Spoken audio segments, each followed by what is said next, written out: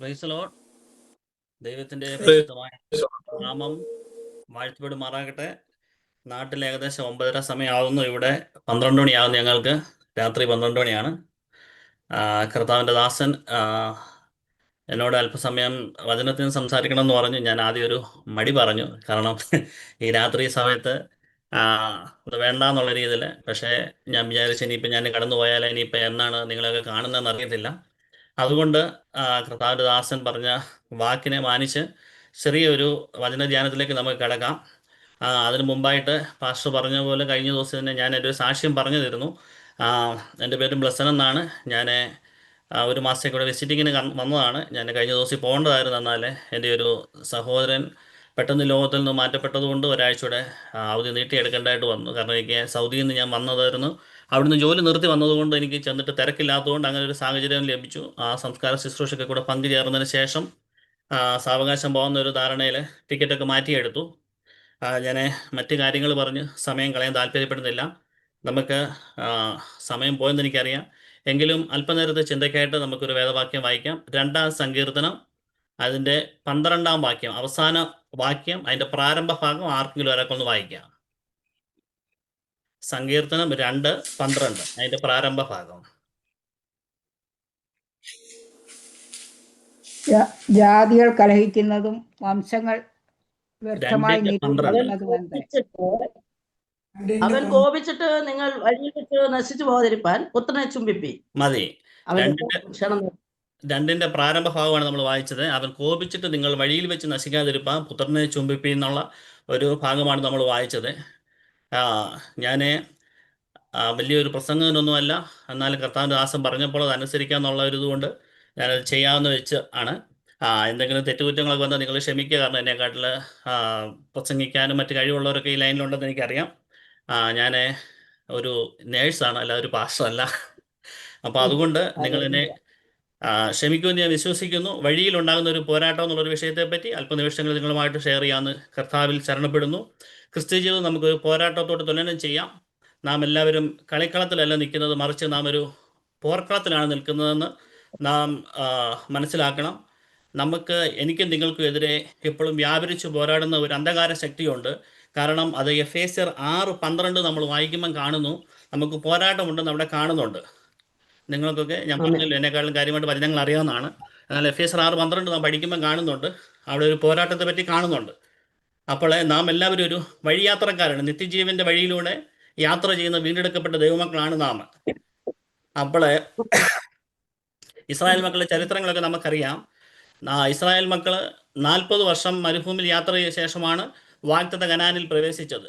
40 വർഷം കൊണ്ട് 41 ഇടങ്ങളിൽ പാളയമടിച്ച് 12 ഇടങ്ങളിൽ വെച്ച് പെറുപെറുത്ത് ഒടുവിൽ എല്ലാവരും എത്തിയില്ലെങ്കിലും ചിലരൊക്കെ വാഗ്ദത്ത കനാനിൽ എത്തിച്ചേരുവാനിടയായി.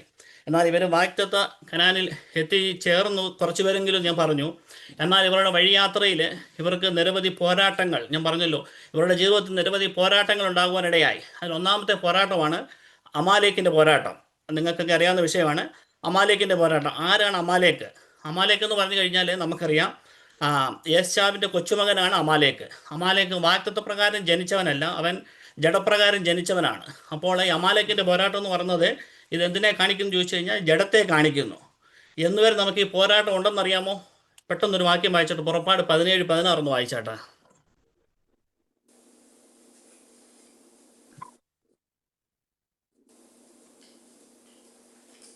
പുറപ്പാട് 17:16 ആർക്കെങ്കിലും ഒന്ന് വായിക്കാം.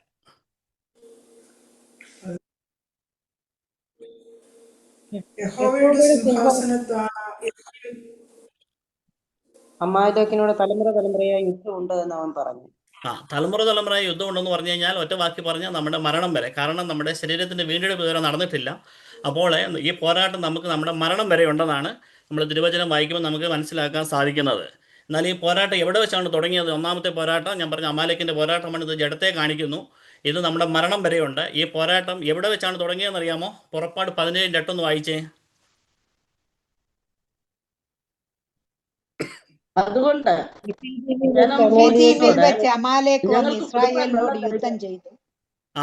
ഈ പോരാട്ടം തുടങ്ങിയത് രഫീദീമിൽ വെച്ചാണ്. ഇസ്രായേൽ മക്കളോട് അമാലേക്ക് വന്ന് പോരാടുന്നത്. എന്നാൽ ഈ പോരാടുമ്പോൾ ഞാൻ പറഞ്ഞു ഒന്നാമത്തെ പോരാട്ടമാണ് അമാലേക്കിൻ്റെ പോരാട്ടം. ഇത് ജഡത്തെ കാണിക്കുന്നു, ഇത് മരണം വരെയുണ്ട്.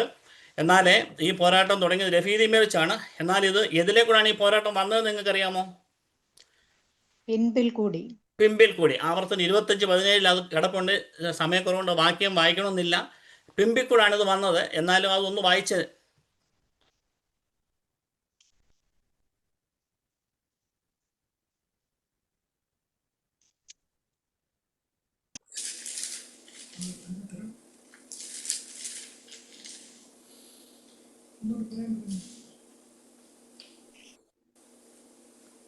ഏത് വാക്യമായിരുന്നു ബ്രദർ? ആവർത്തനം 25:17.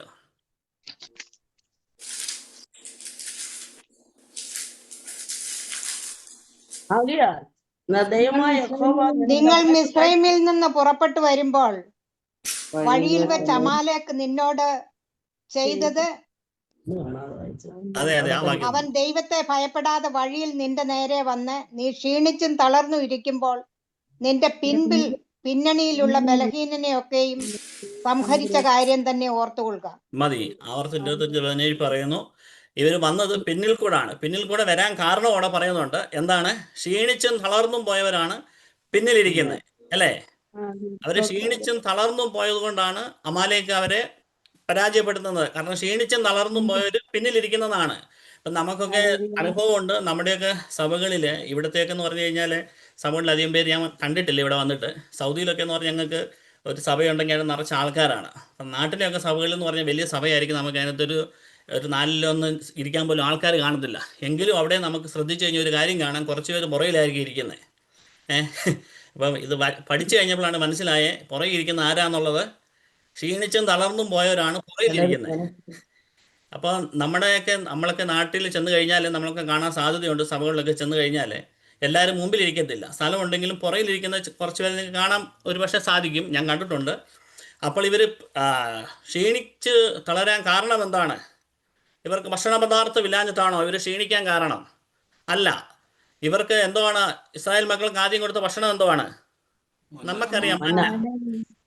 ഞാൻ പറഞ്ഞ സമയം കളയുന്നില്ല. ഇവർക്ക് ആദ്യമേ കൊടുത്ത ഭക്ഷണമാണ് മന്ന.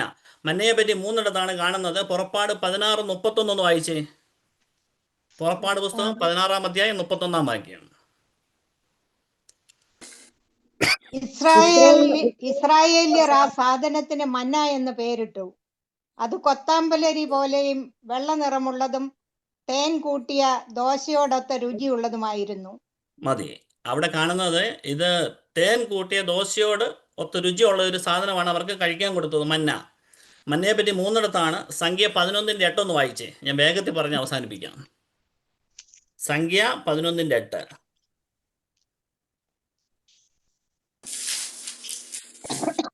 അവൻ ജനം നടന്നു പെറുക്കി തിരിക്കല്ലിൽ പൊടിച്ചിട്ടോ ഉരലിൽ ഇടിച്ചിട്ടോ കലത്തിൽ പുഴുങ്ങി അപ്പം ഉണ്ടാക്കും. അതിന്റെ രുചി എണ്ണ ചേർത്തുണ്ടാക്കിയ ദോശ പോലെ ആയിരുന്നു. ഓക്കെ, നമ്മൾ ആദ്യം കേട്ടത് തേൻ ചേർത്ത ദോശ, ഇപ്പം കേട്ടത് എണ്ണ ചേർത്ത ദോശ. ഒന്നുകൂടെ വായിക്കാം. സംഖ്യ തന്നെ 21:4-5 കൂടെ ഒന്ന് വായിച്ചേ. 4 ആ ഭാഗം ഇതാക്കുന്നില്ല, എന്നാൽ 4-5 കൂടെ വായിച്ചാൽ പെട്ടെന്ന് മനസ്സിലാകും. പിന്നെ അവർ ഏദോം ദേശത്തെ ചുറ്റിപ്പോകുവാൻ ഹോർ പർവ്വതത്തിങ്കൽ നിന്ന് ചെങ്കടൽ വഴിയായി യാത്ര പുറപ്പെട്ടു. വഴി നിമിത്തം ജനത്തിന്റെ മനസ്സ് ക്ഷീണിച്ചു. ജനം ദൈവത്തിനും മോശയ്ക്കും വിരോധമായി സംസാരിച്ചു. മരുഭൂമിയിൽ മരിക്കേണ്ടതിന് നിങ്ങൾ ഞങ്ങളെ മിസ്രൈം ദേശത്തു നിന്ന് കൊണ്ടുവന്നത് എന്തിന്? ഇവിടെ അപ്പവുമില്ല വെള്ളവുമില്ല. ഈ സാരമല്ലാത്ത ആഹാരം ഞങ്ങൾക്ക് വെറുപ്പാകുന്നു എന്ന് പറഞ്ഞു. മതി. ഇവിടെ നമ്മൾ 3 രീതിയിലാണ് വായിച്ചത്. ആദ്യം വായിച്ചത് തേൻ കൂട്ടിയ ദോശ, രണ്ടാമത് വായിച്ചു കേട്ടത് എണ്ണ ചേർത്ത ദോശ, ഇപ്പോൾ നമ്മൾ വായിച്ചു നിസ്സാരമായ ആഹാരം.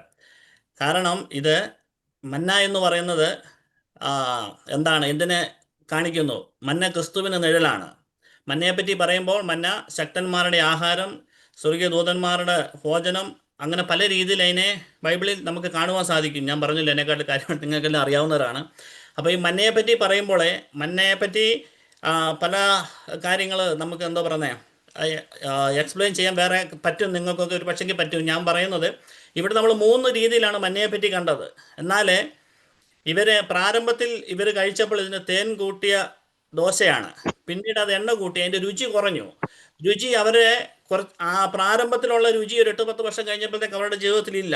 വീണ്ടും ഒരു 10-20 വർഷങ്ങൾ അങ്ങോട്ട് മുമ്പോട്ട് കടന്നു പോകുമ്പോഴത്തേക്ക് ഇത് സാരമില്ലാത്ത ആഹാരമായി മാറുകയാണ് ഈ മന്ന. മന്നയ്ക്ക് രുചി കുറഞ്ഞതാണോ കാര്യം? അല്ല, മന്നയ്ക്ക് ഒരിക്കലും രുചി കുറഞ്ഞില്ല. സങ്കീർത്തനം 74:14 നിങ്ങളൊന്ന് വായിച്ചേ. സങ്കീർത്തനം 74:14. ലിവ്യാതാന്റെ തലകളെ നീ തകർത്തു, മരുഭൂവാസികളായ ജനത്തിന് അതിനെ ആഹാരമായി കൊടുത്തു. ഓക്കെ, നമ്മൾ മുമ്പേ സംഖ്യാപുസ്തകം വായിച്ചപ്പം പറഞ്ഞു അവിടെ അപ്പവുമില്ല. ഞാൻ ചോദിക്കുന്ന ഇവരെ അപ്പം തിന്നാനാണോ കൊണ്ടുവന്നത്? അല്ല. ഇവര് പറയുന്നു അപ്പവും ഇല്ല, ഇവിടെ വെള്ളവും ഇല്ലെന്ന് പറയുന്നു. എന്നാൽ ഇവർക്ക് പ്രാരംഭത്തിൽ കൊടുത്ത ഭക്ഷണമാണ് മന്ന. രാവിലെ അവർക്ക് മന്ന കൊടുത്തു, വൈകുന്നേരം കൊടുത്ത ഭക്ഷണമാണ് ഇപ്പം നമ്മൾ 74:14 വായിച്ചേ. വൈകുന്നേരം അവർക്ക് ഇറച്ചി കൊടുത്തു, അടിക്കപ്പെട്ട പാറയിൽ നിന്ന് പുറപ്പെട്ട ശുദ്ധജലവും അവർക്ക് കൊടുത്തു. പക്ഷെങ്കിൽ അവരിപ്പോഴും പറയുന്നത് എന്താണ്? അവർക്ക് ഇതൊന്നും പോരാന്നാണ് പറയുന്നത്. വാസ്തവത്തിൽ നിങ്ങൾ ചിന്തിച്ച ഇവരെ അപ്പം തിന്നാനാണോ കൊണ്ടുവന്നത്? അല്ല. എന്നെ ആരാധിപ്പാൻ എൻ്റെ ജനത്തെ വിട്ടയക്കാന്നാണ് തിരുവചനത്തിൽ നാം വായിക്കുന്നത്. അടിമവീടായ മിസ്രയീമിൽ നിന്ന് ഇവരെ വിടുവിച്ച് കൊണ്ടുവന്നപ്പോൾ ഇവർ അനേക അത്ഭുതങ്ങളൊക്കെ കണ്ട് ചെങ്കടലൊക്കെ വറ്റി ഉണങ്ങിയ നിലത്തൂടെ കടന്നു വന്ന ജനമാണ്. ഇവരിപ്പം കടന്നു വന്നപ്പോൾ ഇവർ പറയുന്ന ഒരു കാര്യമുണ്ട്. ഞങ്ങൾക്ക് ഇത് ആദ്യം ഈ മന്ന കഴിച്ചപ്പോൾ അവർക്ക് നല്ല രുചിയുള്ള സാധനമായിരുന്നു. രണ്ടാമത് അതിൻ്റെ രുചി കുറയുന്നു. വീണ്ടും നമ്മൾ വായിച്ചു കഴിഞ്ഞപ്പോഴത്തേക്ക് അവിടെ കാണുന്നത് എന്താണ്? ഇത് സാരമില്ലാത്ത ആഹാരമായിട്ട് അവർക്ക് മാറിയേക്കാണ്. എന്നാൽ നമ്മുടെ ഫിലിപ്പിയ ലേഖനം 2:6 നമ്മളിങ്ങനെ വായിക്കുന്നത് എന്താണ്? ഫിലിപ്പിയർ 2:6 നമ്മൾ എന്താ കാണുന്നത്? അവിടെ കാണുന്നത് മുകളിൽ നിന്ന് ഉയരത്തിൽ നിന്ന് വന്നത് ആരാണ്? കർത്താവ് യേശുക്രിസ്തു മാത്രമേ ഉള്ളൂ അല്ലേ? നമ്മൾ ആ ചരിത്രഭാഗമൊക്കെ നമ്മൾ പഠിച്ചു കഴിയുമ്പോൾ നമുക്ക് മനസ്സിലാകും. മുകളിൽ നിന്ന് കടന്ന് താഴേക്ക് വന്നത്, ബാക്കി നമ്മളൊക്കെ താഴെ നിന്ന് മുകളിലേക്ക് പോകാൻ ആഗ്രഹിക്കുന്നവരാണ്. എന്നാൽ ഉയരത്തിൽ നിന്ന് വന്നത് കർത്താവ് യേശുക്രിസ്തുവാണ്. യേശുക്രിസ്തുവിന് നിഴലാണ് ഈ മന്ന. ആ മന്നയാണ് ഇവർക്ക് കഴിക്കാൻ കൊടുത്തത്. എന്നാൽ മന്നയ്ക്ക് രുചി കുറഞ്ഞിട്ടില്ല. എൻ്റെയും നിങ്ങളുടെയും ജീവിതത്തിൽ ഇന്ന് രാത്രികാലവും നാട്ടിൽ നിങ്ങൾ പകൽക്കാലം ആയിരിക്കുന്നവർ നമ്മൾ സ്വയം ഒന്ന് പരിശോധിച്ച് നോക്കിയാൽ നമ്മുടെ ജീവിതത്തിൽ പലപ്പോഴും രുചി കുറഞ്ഞിരിക്കുന്ന അവസ്ഥയാണ്. എന്നാൽ ഞങ്ങളുടെ ഇന്ന് ഇപ്പോൾ ഇവിടെ 12:10 ഈ അർദ്ധരാത്രിയിൽ അല്ലെ പ്രഭാതത്തിൽ ഞാൻ നിങ്ങളോട് ചോദിക്കട്ടെ, നമ്മുടെ ജീവിതത്തിൽ ഈ മന്നയ്ക്ക് രുചി കുറഞ്ഞതിന്റെ കാരണം എന്താണ്? നമുക്ക് തന്നെ അറിയാം നമ്മുടെ ജീവിതത്തിൽ എവിടെയാണ് ഇതിന്റെ രുചി കുറഞ്ഞു വന്നതെന്ന് നമുക്കറിയാം. എന്നാൽ ഞാൻ പറയട്ടെ, ഇന്ന് രാത്രികാലം അല്ലെ ഇന്ന് പ്രഭാതത്തിൽ ഞാൻ നിങ്ങളോട് പറയുകയാണ്, ഈ മന്നയുടെ രുചി കുറഞ്ഞിട്ടില്ല. മന്നയ്ക്ക് അതേ രുചി തന്നെയുണ്ട്. നമ്മുടെ ജീവിതത്തിലാണ് ഈ രുചി കുറഞ്ഞതായിട്ട് നമുക്ക് തോന്നുന്നത്. എന്നാൽ നമ്മുടെ ജീവിതത്തിൽ ഇത് കുറയാൻ കാരണം എന്താണെന്ന് നാം തന്നെ മനസ്സിലാക്കുക. കാരണം ഇത് എവിടെ നമുക്ക് അപാകത പറ്റി, എവിടെയാണ് നമുക്ക് ഇതിന്റെ രുചി കുറഞ്ഞതെന്ന് നമുക്ക് തന്നെ അറിയാം. നാം നമ്മെ തന്നെ സ്വയം ഒന്ന് ചിന്തിക്കുന്നെങ്കിൽ ഇന്ന് രാത്രികാലം അല്ലെ ഇന്ന് പ്രഭാതത്തിൽ എവിടെയാണ് നമുക്ക് വീഴ്ച പറ്റിയത്, എവിടെയാണ് നമുക്ക് ഈ രുചി കുറഞ്ഞത് നാം ചിന്തിച്ച് ദൈവസന്നിധിയിലേക്ക് ഏൽപ്പിച്ചു കൊടുത്താൽ ഇന്ന് രാത്രി അല്ലെങ്കിൽ ഇന്ന് പ്രഭാതത്തിൽ നമ്മെ രുചിപ്പിക്കുന്ന ഒരു സമയമാണിതെന്ന് ഞാൻ നിങ്ങളോട് പറയാൻ ആഗ്രഹിക്കുന്നു. കാരണം മന്നയ്ക്ക് യാതൊരു പ്രശ്നവും ഇല്ല. മന്ന ക്രിസ്തുവിന്റെ നിഴലാണെന്ന് ഞാൻ പറഞ്ഞല്ലോ. അപ്പോഴേ നമ്മളിവിടെ വായിച്ചത് ഇവര് എന്താ പറയുന്നത്, പിന്നിൽ കൂടാണ് ഇവര് വന്നത് അല്ലേ? പിന്നിൽ കൂടെ വന്ന് ഇവരെ ആക്രമിച്ചു. ഇവര് ക്ഷീണിച്ചും തളർന്നും പോയവർ പിന്നിരിക്കുക. ഇവർ ക്ഷീണിച്ചും തളർന്നു പോകാൻ എന്താണ് കാരണം? ഇവർക്ക് ഭക്ഷണമില്ലാഞ്ഞിട്ടല്ല. എന്നാൽ ഇവര് ദൈവസഭയിൽ എന്ത് ചെയ്തു? ഇവർ മോശയോട് വെറുപുറത്തു. നമ്മുടെ ഭാഷ പറഞ്ഞ് എന്ത് ചെയ്തു? ദൈവസഭയിൽ ഇവർ അടിയുണ്ടാക്കി. ഇവര് ദൈവത്തെ മറന്നു, ഇവര് ദൈവസഭയിൽ അടിയുണ്ടാക്കി അല്ലേ? പെട്ടെന്നൊരു വാക്യം കൂടെ വായിച്ച്, ഇത് 15:20 ഒന്ന് വായിച്ച് പുറപ്പാട് പുസ്തകം. ഞാൻ വേഗത്തിൽ പറഞ്ഞ് അവസാനിപ്പിക്കും, കാരണം പാസ്റ്റർ 15 മിനിറ്റ് ആണ് പറഞ്ഞ സമയം ഏകദേശം കഴിയുവാണ്. അഹരോന്റെ സഹോദരി മിരിയാം എന്ന പ്രവാചകി കയ്യിൽ തപ്പെടുത്തു. സ്ത്രീകളെല്ലാവരും തപ്പുകളോടും നൃത്തങ്ങളോടും കൂടെ അവളുടെ പിന്നാലെ ചെന്നു. ഇവര് തപ്പെടുത്ത് പുറപ്പാട് പുസ്തകം 15:20 നമ്മൾ വായിക്കുമ്പോഴേ ഇവര് തപ്പെടുത്ത് ദൈവത്തെ ആരാധിക്കുന്ന ഒരു ഭാഗമാണ് നമ്മളിവിടെ കാണുന്നത്. എന്നാലേ ഞാൻ വേഗത്തിൽ പറഞ്ഞ് അവസാനിപ്പിക്കും, കാരണം നിങ്ങൾക്ക് ഈ ഭാഗമൊക്കെ നന്നായിട്ട് അറിയാവുന്നതുകൊണ്ട്. എന്നാലേ 17:4 വായിച്ചേ. ഈ ജനത്തിന് ഞാൻ എന്ത് ചെയ്യേണ്ടു? അവർ എന്നെ കല്ലെറിവാൻ പോകുന്നല്ലോ എന്ന് പറഞ്ഞു. അവിടെ ആ ഭാഗങ്ങളൊക്കെ നമ്മൾ വിശദമായിട്ട് വായിച്ചു കഴിഞ്ഞാൽ, 1 മുതലൊക്കെ വായിച്ചു കഴിഞ്ഞാൽ, ഇവർ രഫീദിമി വരുമ്പോൾ ഇവർക്ക് വെള്ളമില്ലാതെ വരുമ്പോൾ ഇവരെന്ത് ചെയ്യുകയാണ്? മോശയുടെ നേരെ ഇവർ കലഹിക്കുകയാണ്. ഇപ്പോൾ മോശയുടെ സാക്ഷ്യമാണ് നമ്മൾ കേട്ടത്. 17:4 വായിച്ചത്. ഇവർ മോശയെ എറിയാൻ കല്ലെടുത്തു. എന്നാൽ 15:20 നമ്മൾ കാണുന്നത് ഇവര് എന്ത് ചെയ്തവരാണ്? ആരാധിച്ച് കടന്നു വന്നവരാണ് അല്ലേ? എന്നാലേ സങ്കീർത്തനം 105:37 വായിച്ചേ. സങ്കീർത്തനം 105:37.